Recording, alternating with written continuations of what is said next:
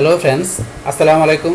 আমি আমরাদ সমুদ্দিন খন্দকার, যে capital tech news চ্যানেলের পক্ষ থেকে আপনাদেরকে জানাচ্ছি ওয়েলকাম।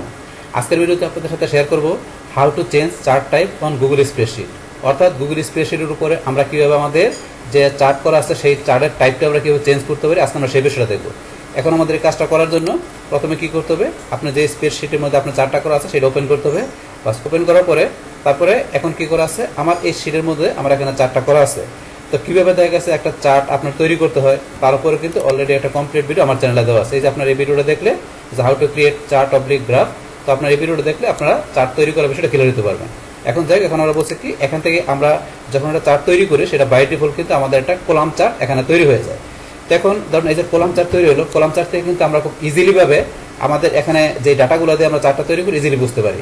যেমন এখানে যে ধরুন আমাদের এখানে বেঙ্গলি, ইংলিশ, ম্যাথ, তারপরে এখানে যে মানে দেখা যাচ্ছে যে স্টুডেন্টদের নেমগুলো এখানে দেওয়া আছে। এখানে যে করিমের এখানে ধরেন যে এই যে আমরা যে বেঙ্গলি সাবজেক্টের মার্ক কত 80 আমরা বুঝতে পারতেছি ইজিলি।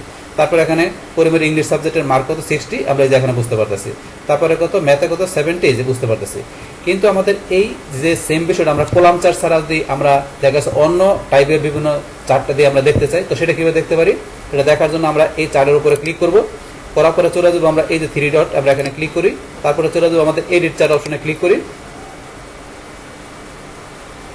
ক্লিক করার পরে এখন এখান থেকে এই যে চার্ট টাইপ অপশনটা আছে, তাহলে আমরা যে চার্টটা আছে কলাম চার্টটা, এখন এটা আমরা চেঞ্জ করে আমরা চার্ট দিয়ে বিষয়টা দেখবো। তো দেখার জন্য এখানে কলাম চার্টের এখানে আমরা কি করবো, এই যে এখানে ক্লিক করি। বাস ক্লিক করার পরে সাজেস্টেড হিসেবে কিছু চার্ট দেখা যাচ্ছে।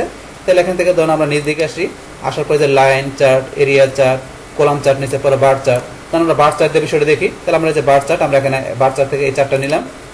এখন এটা হচ্ছে আমাদের বার চার্ট। তো এই বার চার্ট থেকে আপনার এই বিষয়টা আপনি কীভাবে বুঝতে পারেন, এখানে যেমন এই যে আমার এখানে করিম, রহিম, আসান, মনির প্রত্যেকের নামগুলো দেওয়া আছে।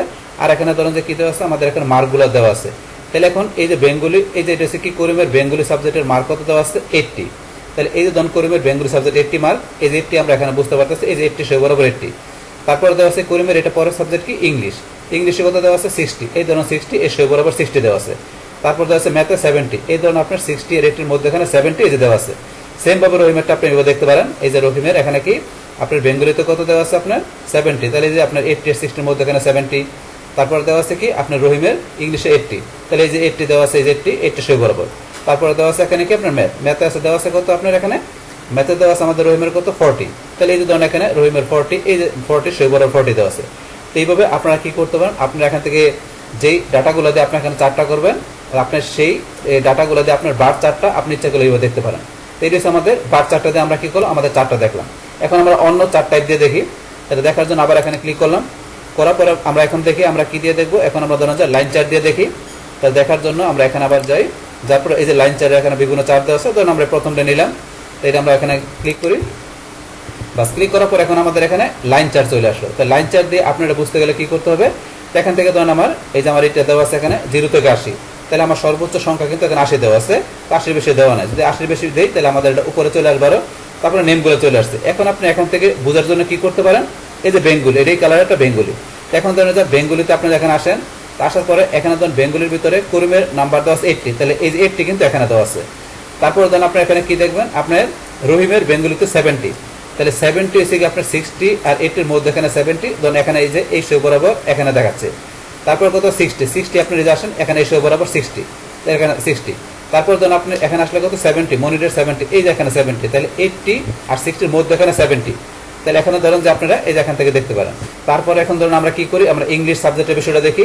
তাহলে ইংলিশের এখানে ধরুন যে কি আমাদের কোনটা, এই যে এই কালারটা ইংলিশ, তাহলে আমাদের রেড কালারটা, রেড কালারের মধ্যে এখানে প্রথমে দেওয়া আছে এই যে এখানে 60, তা 60 এখানে কার ইংলিশ করিমের 60, এই যে এখানে 60। তারপর এখানে আমাদের ইংলিশের পরে কি রহিমের কত 80, তাহলে 80 হয়েছে এই যে 80 এই সে বরাবর এই যে 80। তারপর ধরুন এখানে কি হাসানের 70, তাহলে 70 কোথায়, এই যে এখানে 70, 80 আর 60 মধ্যে এখানে। তারপর এখানে দেওয়া আছে আপনার কি এখানে হাসানের মনিরের কত 80, তাহলে এই যে ধরুন 80, এই যে 80 সে বরাবর। তো এইভাবে আপনারা এখান থেকে কি করতে পারেন, আপনার লাইন চার্টের মাধ্যমে ইচ্ছা করলে আপনার চার্টটাকে এইভাবে আপনারা ডাটাগুলো বিষয়গুলো দেখতে পারেন। তো আমরা লাইন চার্ট দিয়ে বিষয়টা দেখলাম। এখন লাইন চার্ট ছাড়া আমরা অন্য আরো চার্ট দিয়ে দেখতে পারি।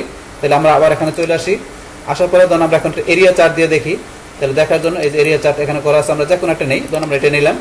নেওয়ার পর আমাদের এরিয়া চার্ট চলে আসলো। এখন এরিয়া চার্টে দেখার জন্য সেম ভাবে এখানে চলে আসবেন, এই যে 3 কালার আমার 3টা সাবজেক্টের, তাহলে এই যেটা দেওয়া আছে আমার এই কালার দেখি, তো এই কালারের মধ্যে এখানে এটা কি দেওয়া আছে আমাদের বেঙ্গলি সাবজেক্টের এগুলো। তাহলে এই যে প্রথম 80, তো আমার বেঙ্গলিতে এখানে 80 আমরা যাই, এই যে বেঙ্গলিতে করিমের 80, তাহলে এই যে এখানে 80 দেওয়া আছে। তারপরে দেওয়া আছে এখানে কি আপনার এই রহিমের 70, তাহলে 70 হচ্ছে 60 আর 80-র মধ্যে এখানে যে 70।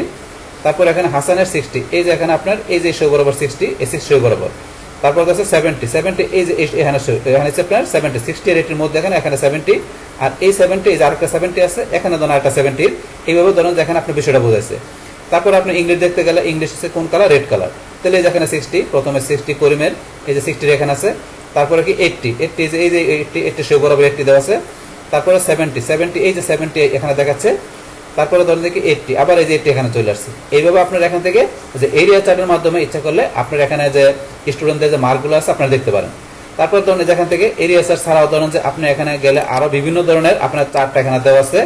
এখান থেকে আপনার যে পাই চার্ট, তারপরে আছে স্ক্যাটার, তারপরে আছে দেওয়া আছে কি এখানে আদার্স অন্যান্য চার্ট দেওয়া আছে। এই চার্টগুলো দিয়ে আপনার ইচ্ছা করলে কি করতে পারেন, আপনার এইভাবে চার্ট চেঞ্জ করে দিয়ে আপনার এখানে যে একটা কলাম চার্ট করার পরে সেটাকে আপনার অন্য অন্য বিভিন্ন চার্টের মাধ্যমে আপনার সেই রেজাল্টগুলো ইচ্ছা করলে আপনি কি করতে পারেন, সেই স্টুডেন্টদের মার্ক আপনার বিষয়গুলো এইভাবে ধরুন দেখতে পারেন।